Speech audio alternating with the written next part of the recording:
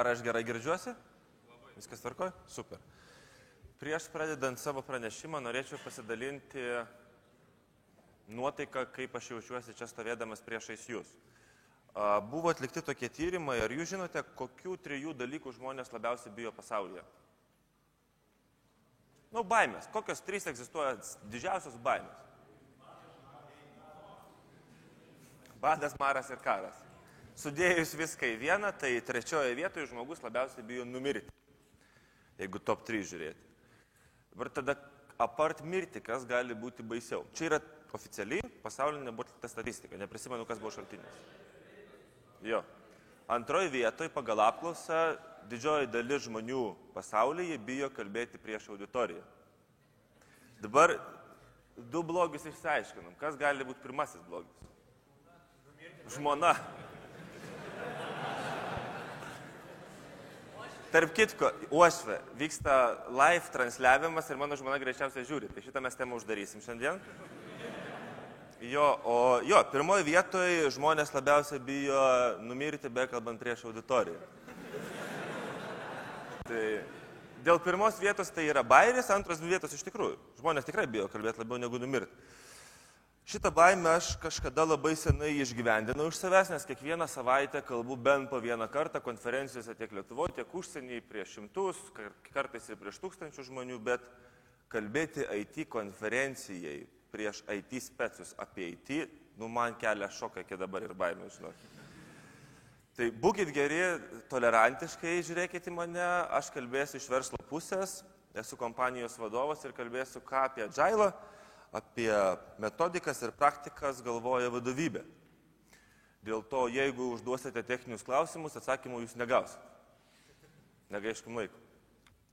Savo pranešime aš iš esmės keliausiu per mūsų įmonės raidą, nuo to, kaip viskas vyko, kai mes pradėjom, su kokiom problemom susidūrėm, kas atsitiko, kai mes suradom Agile, koks vyko virsmas ir kokias mes matome iš to naudas, privalumus arba rezultatus.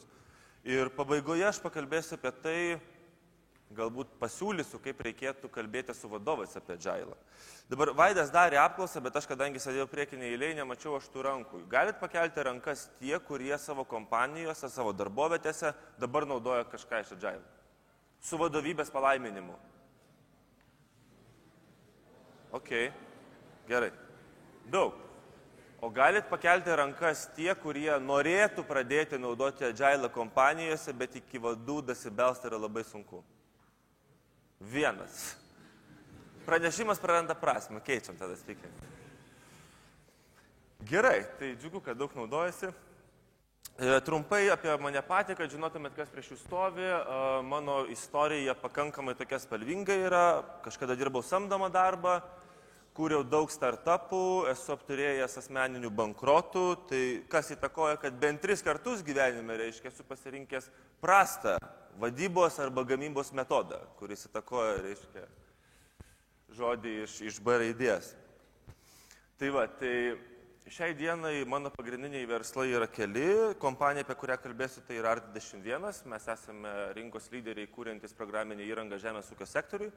Ta darome Lietuvoje, tą pradėjome daryti ir Ukrainoje. Taip pat esu vienas iš dalininkų finansinio savarankiškumo mokyklos, tai yra mokykla vaikam, mokome mokslą apie pinigus ir esu žemdirbys. Auginu grūdus. Kas iš čia turi sąsajų su žemės ūkiu? Super. IT konferencijai ūkininkai atėjo, tai jūs sumaišėt. Apačioje dar 3 vyksta, aš tikiu, kad gal labiau. 10 metais ūkio ministerija, 11 metais ūkio ministerija kartu su pramonininkais mane apdovanojo už inovacijas ir verslumą Lietuvoje. Ir kaip nekeista, šiais metais dar negirdėjau kvietimo teikti nominaciją, tai matyt, kad neturėsiu ką įsirašyti. O dar vienas apdovanojimas, kurio čia neįtraukiau, tik tai sėdėdamas prisiminiau, kadangi mūsų darbas vyksta su žemės ūkio sektorium, tai šiais metais vyko tokia paroda Agrobalt. Jis vyksta kiekvienais metais, gal jau 10 metų. Ir tenai kiekvieną kartą parodoje yra apdovanojama žemės ūkio technika. Reiškia, galima kandidatuoti su savo turimais produktais ir tada ten komisija renka. 10 metų iš eilės laimėdavo traktoriai arba padargai kažką. Šiais metais mes ant Bayerio užpildėm aplikaciją ir aprašėm savo softą. Ir komisija neturėjo nieko kito, kaip tik tai sukurti atskirą nominaciją už nuopelnus inovacijom žemės ūkiui ir gavom apdovanojimą. Tai reiškia, mūsų softas yra precedentas iš viso žemės ūkio. Tai va, tai trumpai apie mane. Dabar mūsų veiklos pradžia startavo kompanija 8 metais ir startavo turbūt kaip ir didžioji dalis Lietuvos įmonių. Aš pradėjau dviese su partneriu, pats buvau atsakingas už vadybinę dalį, administravimą, pardavimus. O mano partneris buvo IT-šnikas. Tais laikais gabus, mano supratimu, aš tuo tikėjau ir bandžiau savo tą mintį parduoti. Programeris, kuris galėjo realizuoti tai, ką mes sugalvosim. Pinigų mes neturėjom, klientų mes neturėjom, aplamai neturėjom nieko, tik tai vieną idėją, kad mes norėtume sukurti kažkokį tai sprendimą, kuris gali pakeisti žmonių gyvenimą į gerą pusę. Ir su tą mintim blaškėmės rinkoje apie 8-9 mėnesius, kurdami viską. Nuo kažkokių mažų, paprastų, primityvių sistemėlių iki websaitų. Blaškėmės, kol vieną dieną atsitrenkėm į žemės ūkį. Ir tai buvo 8 metai ir mes savęs paklausėm, ar iš tikrųjų gali būti susijęs žemės ūkis su IT. Tada apie programinę įrangą žemės ūkio bendrovėse pas ūkininkus kalbos iš viso jokios nebuvo. Jeigu įsivaizduoti ūkininką, tai ūkininkas kompą aplamai nenaudoja dažniausiai. Jeigu jis naudoja kompą, tai pasitikrinti orus arba pabendrauti medžioklės forumuose. Apie kokį veiklos valdymą mes galim kalbėti. Tai mes darėm apklausą, reiškia, ir Gmailą naudoja kas 7 ūkininkas ar kas 8. Va tokia yra statistika. Bet įdomu, kas man pasirodė, kad ta niša yra absoliučiai tuščia. Reiškia, jeigu tuščia, tai yra kažkoks potencialas. Mes pasižiūrėjom į pasaulinę praktiką, į užsienio tendencijas ir pamatėm, kad šiaip visas pasaulis yra modernizuotas. Pagalvojom, kodėl ne. Tai va, tai kėlėm tą klausimą ir pradėjom žiūrėti, ar tikrai negalima kažko surasti, kas gali žmonėm padėti. Ir vėliau priėjome prie to, kad pradėjome nekreipti dėmesį į kompiuterinio raštingumo neturėjimą šitame sektoriuje, bet tiesiog pradėjom analizuoti elementarias biznio valdymo problemas.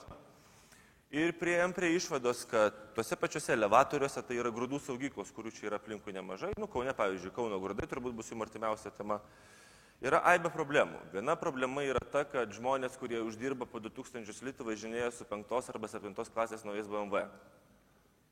Kodėl? Kažkur greičiausiai vyksta pinigų nutekėjimas iš kompanijos arba grūdų konvertavimas į kešą, bet ne kompanijos labą.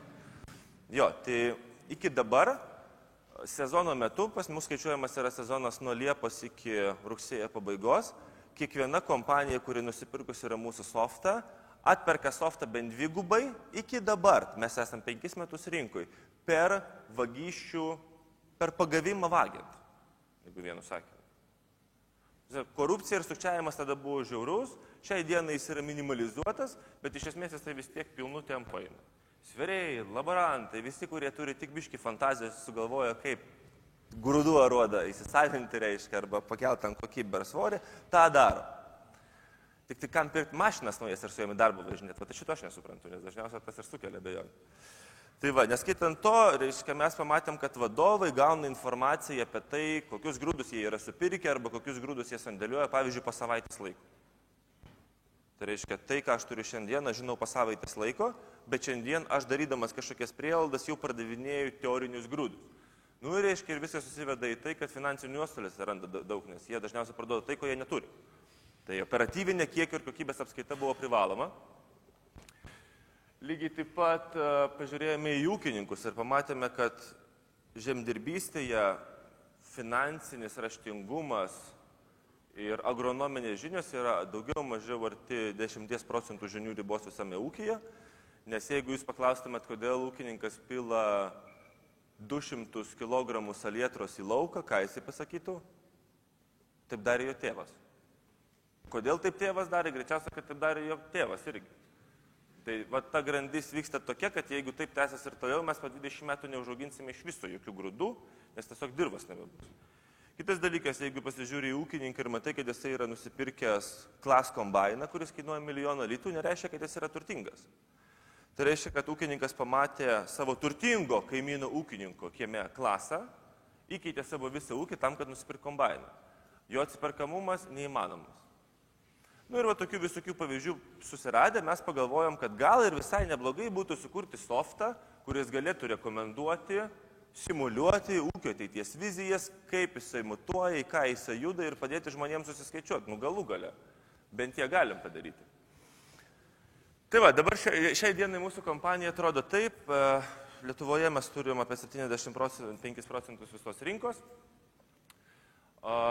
Mes užsiėmam perdirbimu, reiškia, mūsų visi klientai perdirba grūdus, juos augina, sandėliuoja ir pardavinėja.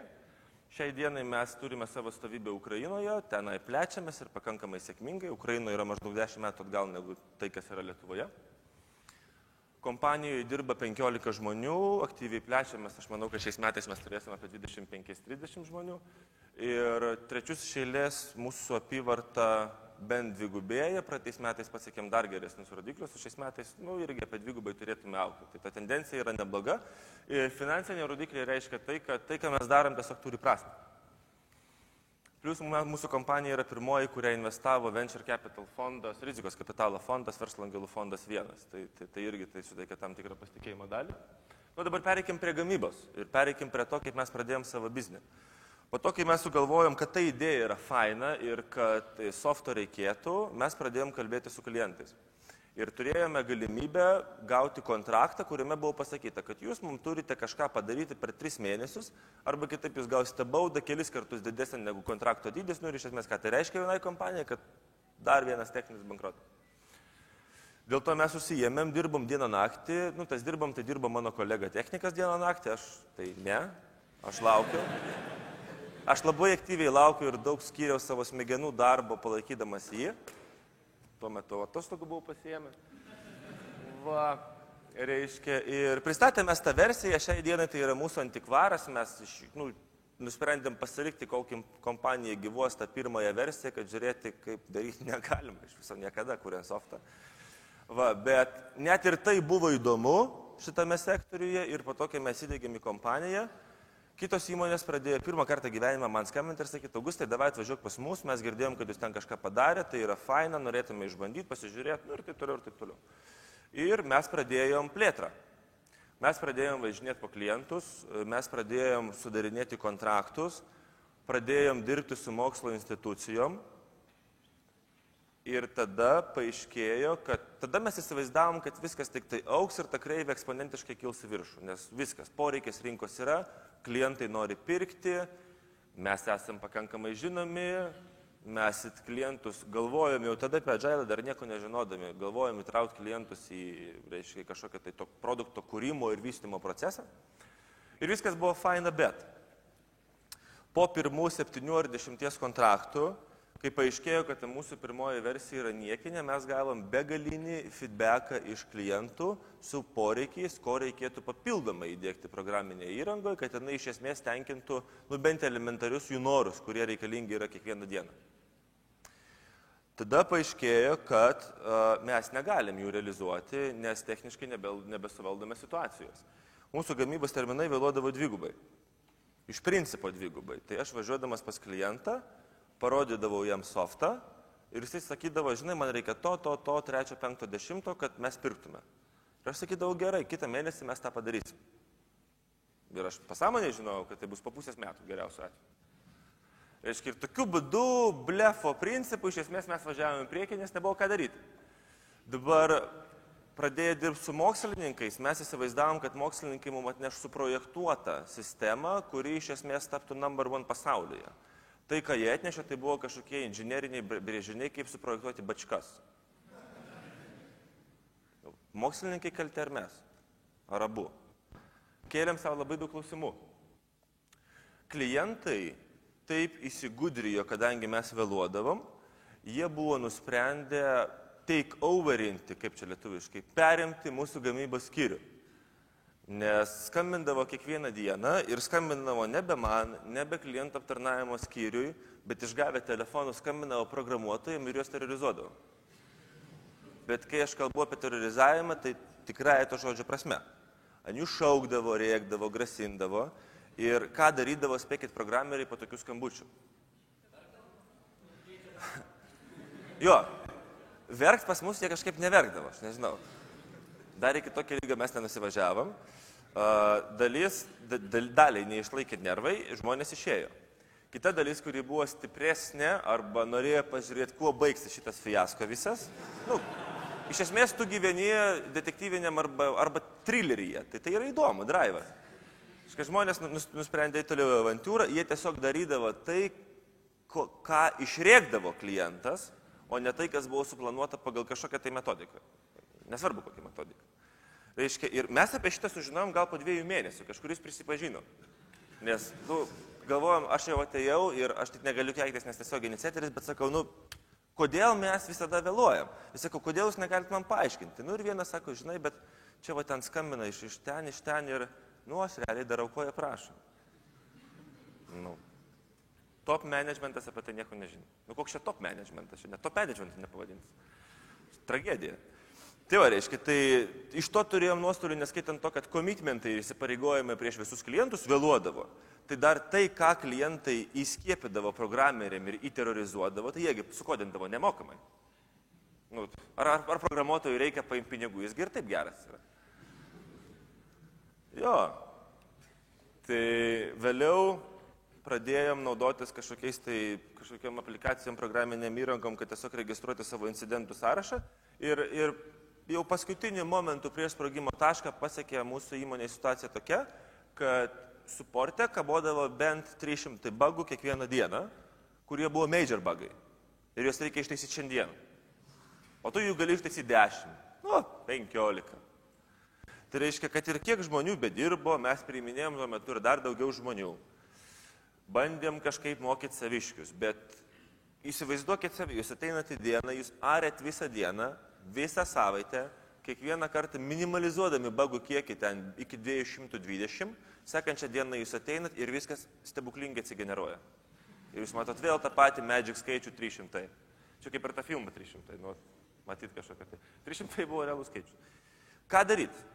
Reiškia, aš kalbu iš verslo pusės, tai neskaitant to, kad žmonių motyvacija, švelniai tariant, krito. Buvo tik tie, kurie norėjo tavo trilerį pažiūrėti iš arčiau. Atsiskaitimai klientų dingo, jie nesumažėjo, jie dingo. Nes mes sugebėjom, aš sugebėjau, nes aš manau, kad aš esu bent vidutinio lygio pardavėjas, aš sugebėjau labai daug priparduoti ir iš visų susimti avansus. Mes avansus išleidom, bet kai tu negali pasirašyti priėmimo perdavimo akto, faktūra irgi neišsirašo. Neišsirašo faktūrą, neteina pinigai, workflow labai aišku šitą vietą, turbūt visiems. Tai va, o daugiau nieks ant avanso nebepasirašydavo, nes jau buvo pradėjęs sklisti gandai rinkoje, kad kas ten kažkas neaišku. Komitmentai prieš pusę metų buvo, prieš metus, tyli visi, ten, reiškia, programuotojai daro kažkam, bankrotas, viskas, aš galvojau, kad bus šakė. Bet kadangi jau turėjau tą bankroto praktiką ir nelabai buvo didelis kaifas, kur aš nuvažiavau?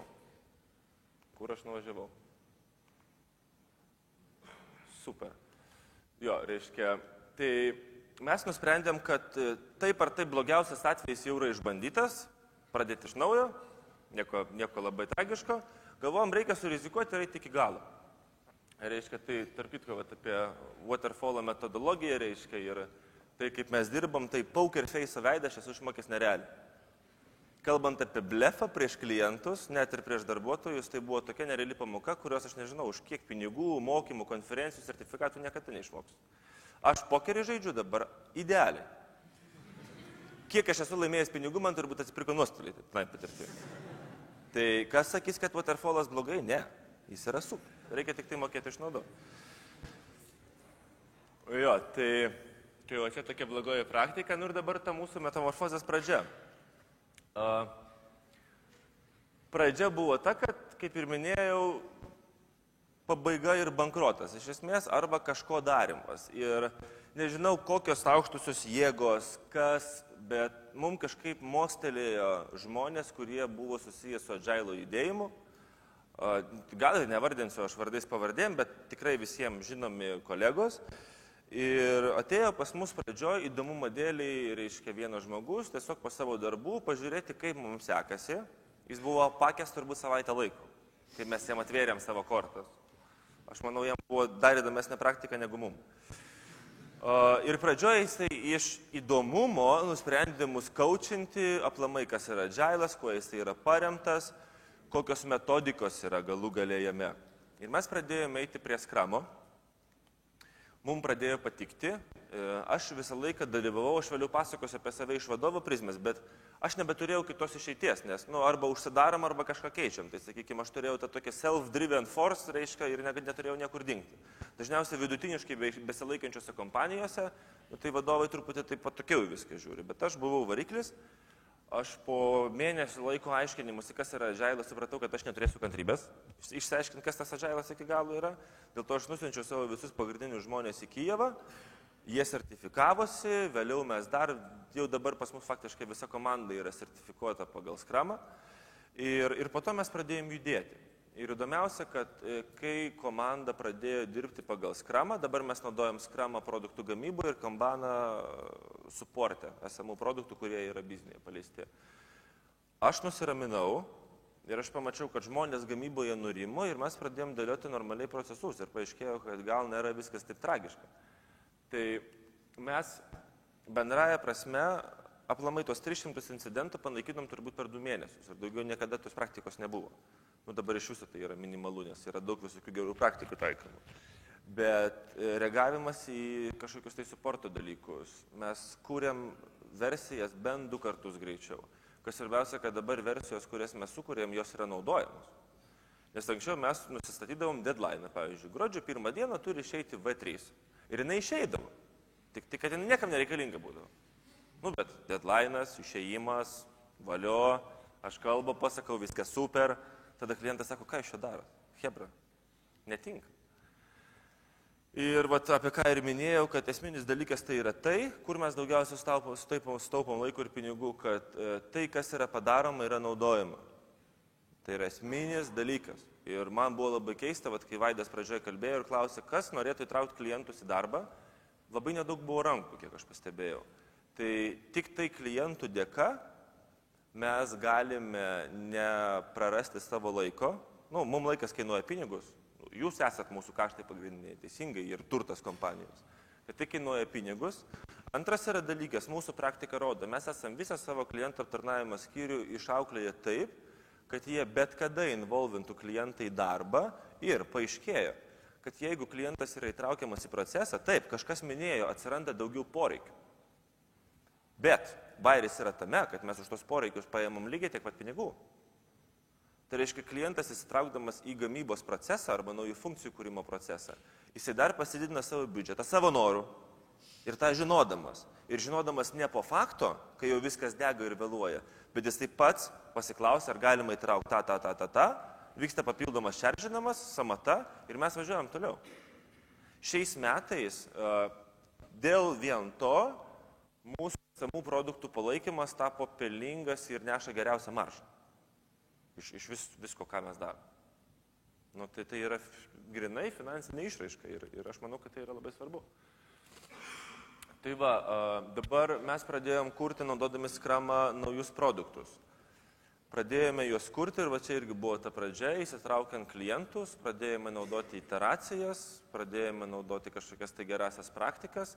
Pamatėm, kad kuriant palaipsniui ir deliverinant po mažą gabaliuką veikiančią produkto į rinką, tai iš tikrųjų gali veikti. Ir mes savo dabar turbūt pagrindinį produktą, kuris yra skirtas žemdirbiams, jis yra vienintelis Pabaltyje, už juos mes esam gavę krūvą apdovanojimų, mes įkūrėme 1,5 metų, bet klientai juo pradėjo naudotis po 3 pirmųjų mėnesių. Ir su klientais, su mūsų pilotiniais partneriais, tas produktas ir augo. Ir šiai dienai gavosi, kad softas yra grynas, lietuviško žemdirbio workflow, be papildomų norų, užgaidų, mūsų primastymų. Ir funkcijų mes skaičiavom, kad yra naudojama apie 85-90%. Tai man atrodo, tai yra daug. Aš kažkur mačiau, kiek softe būna naudojama funkcijų bendrai. Kokia statistika? 20%. Tai mes esame aфиgieni.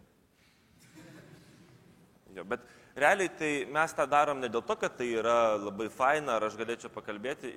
Kalbant apie kompanijos kaštus, tai atsiperkamumas gamybos metodikų, praktikų yra nerealus. Nes aš vis tiek vertinu per tai, kiek aš sudedu pinigų į kažką ir kiek aš vėliau gaunu. Daugiau manęs nedomina. Man Agile pavadinimas, nors aš pats suprantu ir filosofija man labai patinka, bet jisai manęs neveža. Manęs neveža Scrumas, jūs galite Scrumą pavadinti Boom'u, Kanbaną, Plumboom'u, man yra absoliučiai vienodai. Bet jeigu mano finansinės eilutės pagerės, mano žmonės taps laimingesni, aš sakysiu, tai yra super. Tai va, šiai dienai mums tai veikia. Dabar einant toliau, tai aiškiai jo, čia dar toliau tęsiasi to produkto pristatymas, mes sukūrėm pirmą versiją laiku ir taip toliau. Esminiai dalykai, kurie pasikeitė dar po Agile. Įmonės iš, sakykime, mūsų sektoriaus pradėjo mus kviesti įsilieti į naujus projektus ir padėti juos pagaminti, nes paaiškėjo, kad mes pakankamai greitai galime įsitraukti į jau net ir pradėtą projektą, į problematinį projektą arba galime jį apsiimti nuo naujo ir greit daryti. Ir dabar pas mus visą laiką yra rezervinis kiekis žmonių, kurie užsijima tokių projektų gelbėjimų, tempimų arba kūrimų, reiškia, kurie nėra susiję su mūsų pirminiu bizniu, tai yra agrosmart prekinių ženklų ir softų žemės ūkiai. Ir tai veikia gerai. Dabar mes jau vykdome ir faktiškai vykdėme dėrybą su valstybinėmis institucijomis, kad galime pradėti perimdinėti jų probleminius projektus, nes mano srityje tai jų yra pakankamai nemažai. O vienintelis dalykas, kad dar oficialiai Agile'as nėra, reiškia, tvirtinamas, bet Vaidas ties to labai aktyviai dirba ir aš manau rezultatai bus pasiekti. Tai net ir ten mus žino, supranta ir kas yra svarbiausia, kad reiškia, į mane kreipiasi dabar daug kompanijų arba tų pačių valdininkų ir sako, aš girdėjau, kad jūs padarote laiku ir gerai. Versle nieks nežino, kad mes naudojame Agile. Visiems ir nusispjauti iš tikrųjų. Bet kalbant apie reputaciją, tai gamybos praktikos ir metodikos gali pakelti netgi įmonės reputaciją ir prekinį ženklą. Na, jeigu kalbėti apie tai, kad kompanijos dirba tarptautiniu mastu, tai prekinis ženklas yra viena iš svarbiausių verčių. Nu, čia yra jau rinkodara, bet iš esmės. Tai yra žiauriai svarbu. Dėl to, kad mes pradėjome daryti labai greit, kokybiškai ir naudojamus daiktus, į mus kreipėsi investuotojai, kurie mums pasiūlė dalyvauti naujam startup ir sukurti visiškai unikalų grūdų prekybos projektą Lietuvoje. Mes dabar esame vieni iš elektroninės biržos savininkų. Tokia birža yra berods vienintelė vakarų Europoje. Dabar ją multiplikuosim per visas kitas šalis. Vien dėl to, kad žmonės žinojo, kad mes padarome realiai laiku. Bet kiek yra iš tikrųjų tų technologinių, sakyti, tiksliau, biznio naudų per technologinių aspektų prizmę. Tai, man atrodo, kad tai yra labai gerai. Ir dabar skaidrė, kurią aš pasilikau tam, kad tiesiog pakalbėti apie tai, dėl ko ir kaip galbūt reikėtų kalbėti su vadovais, kad juos įtikinti, kad Agile reikia arba kur yra pagrindinės baimės. Tai dažnai būna ir klausimai, ir po praeitos Agile dienos buvo, kad kodėl vadovai bijo Agile. Nebijo mes to Agile. Pavadinime baimės nėra, bet baimė yra dažniausia ateinanti iš programuotojų. Nes pirmas dalykas reiškia, buvo mano kolegų kompanijoje, bėga programeriai ir gamybos vadas ir sako, davai dėgiamės Agile. Vadas klausia, nu ir ką? Nu ir tą, dabar čia reikia išsiųsti žmonės į UK, jie sertifikuosis, apsimokys ir mes dirbsim pagal Agile. Vadas kartoja klausimą, nu ir ką? Gamybos vadas sako, dabar visos kompanijos dirba pagal Agile. Jūs galit man čia pasakyti biznio vertę. Nu ką reiškia visos kompanijos? O jeigu dabar visos kompanijos važinės su Lexusais, tai man irgi gerai kaip ir. Arba visos kompanijos vaikščio su Nokia. Nedaug dievai. Tai ne argumentas. Iš esmės dabar dažnai būna lygiai taip pat, kai ateina žmonės ir sako, jeigu mes įsidėksim Agile, pas mus viskas pasikeis. Gera. Taip, mūsų atveju, kai mes buvom prie mirties ribos, tai ir pasikeitė į gerą. Bet esant daugiau mažiau normaliai kompanijai, kad tą pačią dieną ofise pradės žydėti rožės, čiulbėti paukščiai, vaikščioti stirnos. Nu ne. Ir suprantate, tada iš esmės gaunasi tas pats, kas man pasakytų, tu dabar nueik į artimiausią maksimą, reikia, kur čia yra, nusipirkti autobilietą ir tu tikrai laimėsi milijoną. Greičiausia, kad bullshitas. Tai tie tokie utopiniai lozungai arba mados trendai niekada vadovybės nemotyvuoja priiminėti kažkokių sprendimų. Tai nėra tas argumentas. Reikia galvoti, kaip iš tikrųjų parduoti idėją, kad Agile yra jėga. Ir vat, kaip ir minėjau, reiškia, dar būna kitas variantas. Jeigu nesuveikia, kad Agile naudoja visi Lietuvoje, tai tada yra prieimas, reiškia, prie vadovo per tą prizmę, kad mes būsim unikalūs ir naudosimės tuo, apie ką žino tik tai nedaug. Tai jeigu tai būtų žvalgybos būstinė, tai unikalumas gal būtų gerai. Kalbant apie verslą, tai nėra neaktualu. Tad bendraja prasme šitie 3 pavyzdžiai, jie iliustruoja, kad lozungą jie nieko nesako. Lygiai taip pat, jeigu aš dabar pradėčiau vardinti finansinius rodiklius arba reikšmės, kurios yra svarbios, norint padaryti gerą biznio planą investuotojams, visiems neįdomi yra. Bet jeigu aš pasakysiu, kad šitais finansiniais rodikliais mes parengsim super biznio planą, tada ateis investuotojai ir visiems kompanijos darbuotojams bus pakeltos algos po 30%, tai jūs baldėlintumėt dėl tų rodiklių. Tai klausimas, kaip išvesti, kad suprastų tą tiesiog managementas, nes techniniai dalykai yra techniniai. Ir dar vienas klausimas, kurį girdėjau, tai baimė, kad po Agile vadovai praras kontrolę. Tai su tuo aš buvau sutikęs ir aš pats pradžioje bijojau, nes man buvo pareikšta, kai mes pradėjome dėkti skramą. Čia dabar mes taikome iteracijas kas 2 savaitės arba savaitę. Tai pradžioje mes taikėm kas mėnesį. Tai atėjo pas mane Hebra iš IT skyrius ir sako, dabar mes mėnesį laiko dirbsim.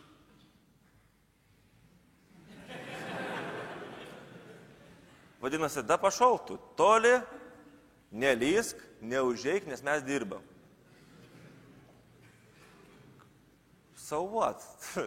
Anksčiau aš bent galėjau įbėgti rėkti. Kas darosi, kodėl nieks neveikia? O dabar aš neturiu net teisės užeiti į kabinetą, nes jie dirba. Nu, tai faina? Ne. Kaip aš aiškinčiau, kad duok mum iteraciją, kad ir kiek ten trunka, ir mes tau po jos duosim realų veikiantį funkcionalumą. Dabar čia buvo kalba apie pinigus, man atrodo, Vaidas kalbėjo, kad jeigu projektas greičiau pasidaro, tai greičiau yra gaunami pinigai, taip? Mes esam dabar įtraukę dar vieną praktiką. Jo, projektas kartais greičiau pasidaro, kartais jis per tokį patį laiką pasidaro, whatever. Bet jeigu mes klientui deliverinam rezultatus dažnai, aš galiu kas mėnesį generuoti cash flows. Man nereikia avansų ir projektų užbaigimo. Aš kas mėnesį galiu generuoti pajamų srautą, kurį aš galiu išnaudoti. O tai yra pats geriausias dalykas. Tai tada užsidarykit jūs nors visą gyvenimą paėmėsi laiko dėl manęs. Visi. Tai yra super. Nes tai atneša kažkokią naudą bizniui. O ne tai, kad man bus uždrausta eiti savo gamybos skyrių. Jo, bet pasakymas tai toks. Šiandien, pavyzdžiui, reiškia, kaip tik ryte kalbėjau su, nemačiau, man atrodo, sąraše, pakankamai stambia kompanija, vadais ir kalbėjomės apie vieną projektą, kuriam planuojam dalyvauti. Projektas nemažas, nedidelis, apie 3 milijonų eurų. Kompanija irgi yra rimta. Nu, reiškia, mes dėliojamės, kaip mes tą projektą darysim, dalinamės skaupą techninį, atsakomybės. Ir man sako, bet tai tu nori pasakyti, kad mes dirbsim pagal Agile? Sakau, why not? Mes, esam happy, žinau, kad jūs dirbat pagal Waterfallą, bet davai pabandom. Sako, tai dabar tu nori pasakyti, kad mes visi turėsim išmokti manifestą. Sakau, ne, ką mokytis manifestą? Sakau, įsiveskim kelias taisyklės. Bet sako, supranti, mes tai rimtai dirbam. Sakau, žinok, mes Agile įsidigiam tam, kad atostogautų. Bet tas požiūris yra.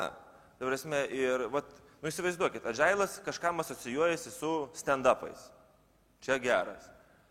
Vadovam kompanijų asocijuojasi su manifestais. Vėliau dar vieną šiandien pavyzdį gavau iš jo, sako, žiūrėk, mes pasiimam projektą, jį suspecifikuojam, suprojektuojam ir gaminam. O jūs, sako, užsiminėjate kažkokiom iteracijom. Ir ten baigėsi pokalbis, nes laiko turėjau atvažiuoti pas jūs į Kauną. Bet, pats suvokimas, bendraja prasme rinkodaros apie tai, kodėl Agile'as yra naudingas verslui, o nesukelia kaifą gamybai ir technikams, jo nėra. Ir kaip tik šiandien buvo kalba apie valstybinius projektus, sako, ar tu įsivaizduoji, kaip jį padaryti. Ir dabar bus challenge'as, reiškia, užsiimti tokių projektų realizavimu. Ilgų, su daug komandų, ir ne vien su daug komandų, bet projektų, kuriuose dalyvauja 4 arba 5 kompanijos, bendrais etapuose. O čia bus faina. Nes savo įmonės viduje mes jau daugiau mažiau, aš manau, kad esam pasiekę visai neblogą lygį. Tai va, ir...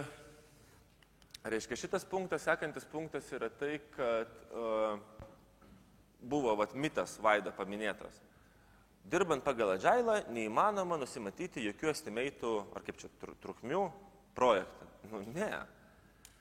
Mes visą laiką žinom, kada pradedam projektą, įsivaizduojam, kada baigsim, įsivaizduojam savo laiko kaštus biudžetą, tik tai projekto eigai vykstant mes galim apkeisti prioritetus. Ir jeigu mes matom, kad tai užima daugiau laiko, negu buvo planuota, kalbam, bet kada su klientu, žiūrėk, yra dabar taip, ką tu nori daryti, nes neužteks arba to, arba finansinių išteklių, arba laiko. Rinkis. Ir tokiu būdu klientas, žinodamas prieš faktą, bet čia nereikia IT ir nereikia klientų. Įsivaizduokit, jūs grįžtat namo, nu gerai, vyrai, vedę, taip tada padarysim. Įsivaizduokit, kad jūs grįžtat namo, įeinat penktadienį pro duris, pasideda tašę ir realiai besisukant sakot, aš savaitgaliu išvarau kur nors į kaimo turizmą. Duris uždarat, pabėgat. Sekmadienį gali kilti krūvą problemų. O jeigu jūs savaitę laiko apžaidinėtumėte tą procesą, iš įvairių pusių, su vakarienės padarimu, su gal išėjimu kažkur reiškia, su vizija, kaip norisi būti vyriškoje kompanijoje, tik vyriškoje kompanijoje, aš pabrėžiu, reiškia. Tai jūs greičiausiai penktadienį grįžtumėt, sakytų, good luck, sėkmės, gerą tūsų. Nu, tai būna taip gyvenime. Nežinau, arba aš esu unikalus, nes man tai pastoviai tai būna. Bet aš taikau šitą gerąją praktiką. Jo, nes mano vienas kolega kaip tik šiandien grįžo irgi praeitą penktadienį namo ir pasakė žmonai, kad išvažiuoja į Toskaną 2 savaitėm. Aš neįsivaizduoju, kas bus, kai jisai grįž. Ar bus kur grįžt, klausimas. Ar liks klientai, jeigu jūs su jais taip elgiatės? Nu, taigi verslas ir darbas yra tas pats asmeninis gyvenimas, tik tai iš kurį pinigus moka, iš esmės. Tai va, tai veikia bet kada, man atrodo, svarbiausias dalykas, išmokius klientą protingai ir racionaliai priiminėti sprendimus ir dalyvauti projekto kūrime, didžioji dalis rizikų aplamai fundamentaliai yra eliminuojama. Ir plus atsiranda tikimybė, kad jūs dar uždirbsite daugiau pinigų. Tai jeigu pas kažką kompanijoje kyla klausimų vadovybėje, ar Agile'as yra reikalingas ar ne, tai jis yra reikalingas, mano supratimu. Bet tai nėra auksinis gralis. Ir jeigu pasigalvojus, kaip galima aiškiai ir argumentuoti tą paaiškinti, niekada nemanau, kad managementas galėtų sukliudyti ir greičiausiai jie bus netgi ir už.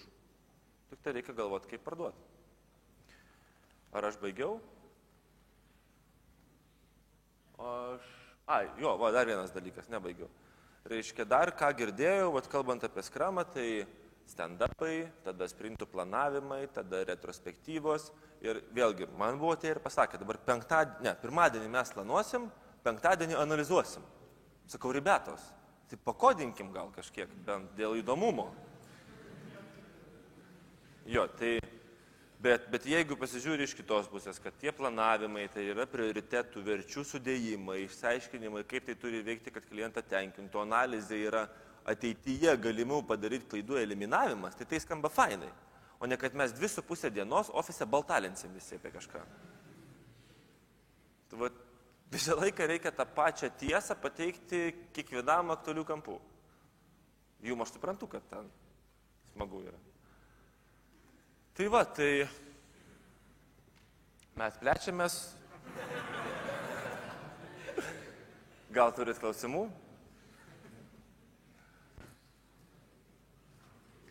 Dėkojam Alešiūnui, Augustui Alešiūnui.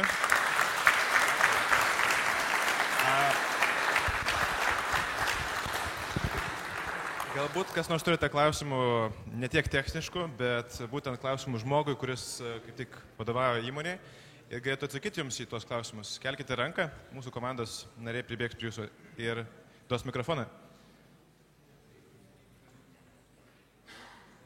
Čia turim klausimą.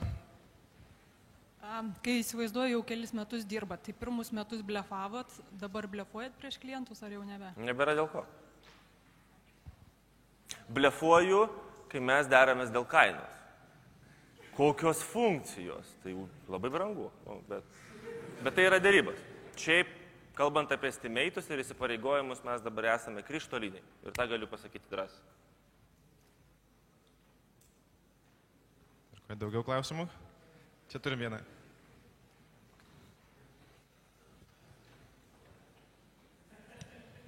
Sveiki, tai aš kaip suprantu, čia yra daug programuotojų ir vis dėlto, kadangi jūs esat vadovas, tai aš esu programuotojas, mano vadovas ir mes kilom liftu, žinoma situacija. Tai ką aš galėčiau pasakyti, 2 teiginius, kurie galėtų vadovą po to vėliau kažkada privers susimastyti ir pratęsti pokalbį apie Agile Scrum įvedimą įmonėje. 2 teiginiai. Labai mažai laiko. Kylant liftu mažai laiko, ar jūs turite mažai laiko? Supratau. Gal tada 4 pasakysiu, nes aš manau, kad yra kompanijų artėjant link korporatyvinio lygio, kur labai asmeniškai ir paprastai tu vadovui negali pasakyti, kaip tu jautiesi, arba tą turi ten per 5 žingsnius padaryti. Kad tai ten, kad nebūtų sekančią dieną eimo, reiškia, ieškoti darbo. O kitos kompanijos, pavyzdžiui, ir aš pas save, nesvarbu, kiek pas mus yra žmonių, mes per visas įmonės turim apie 45 gal žmonės. Aš visiems visą laiką sakau, kad jeigu tu matai, kas yra blogai, arba jeigu tu matai, kaip pagerinti kažką, man skambini, aš atvažiuoju prioritėtų, metęs visus savo susitikimus ir tu man pasakai. Tai jeigu yra kompanijos tokios kaip mano, aš sakyčiau, kad tada sakai, žiūrėk, jeigu mes įsidėktume Agile, mes galėtume, mano atveju, kas man yra aktualu, klientui duoti 3 greičiau arba dalimis rezultatą, kad gautume pinigų. Vienas pavyzdys, apie kurį pasakojau. Antras dalykas, mes galėtume klientą įtraukti, kad mums nereikėtų vėliau perdarinėti programinės įrangos. Mes sutaupom pinigų, resursą galim perskirti kažkur kitur. Tai per tą prizmę, kokios yra naudos. Jeigu dabar aš kalbėčiau su korporatyviniu vadu, aš nekalbėčiau apie naudas, nes tai greičiausiai skambėtų kaip toks įkyrus pardavinėjimas, kažko naujo arba įsiteikimas jo. Aš tada kelčiau problemą. Sakyčiau, žiūrėk, dabar pas mus yra blogai. Kiekviena kompanija žino savo. Ir kiekvienoje kompanijoje yra kas blogai, ir pas mus yra. Bet susiraskit, kas yra blogiausia ir palyginkit su Agile. Ir sakykit, dabar pas mus yra tas ir tas, labai ant kritinės ribos. Ir yra tikimybė, apie ką aš girdėjau, pavyzdžiui, įsidėgus tą patį Agile, pradėjus naudoti jo metodologijas, galima šito vietoj pabandyti. Jeigu jūs esate arti vadovo, sakykite jam, duok man, at my own risk, pilotinį projektuką. Mažą. Bet neimkit per mažą, nes jeigu bus per mažas, niekas nesupras rezultatų. Tokį, kad būtų apčiuopiama kažkas. Padarykit pilotinį projektuką, bus super. Jeigu esate toliau nuo vadovo, bent per kokius 3 arba 4 lygius, tai tada prašykite galimybės pristatyti tą oficialiai. Bet Lietuvoje šiaip tai eikit tiesiai pas vadą ir sakykit, žiūrėkit, davai, čia padarom, bus visiems geriau. O jeigu dar kolektyvas palaiko, tai visą laiką uždroškit vadovai per motivaciją, nes visi vadovai rūpinasi motivacija. Ir niekas nesugalvoja kaip, nes pinigų daugiau mokėti nenori.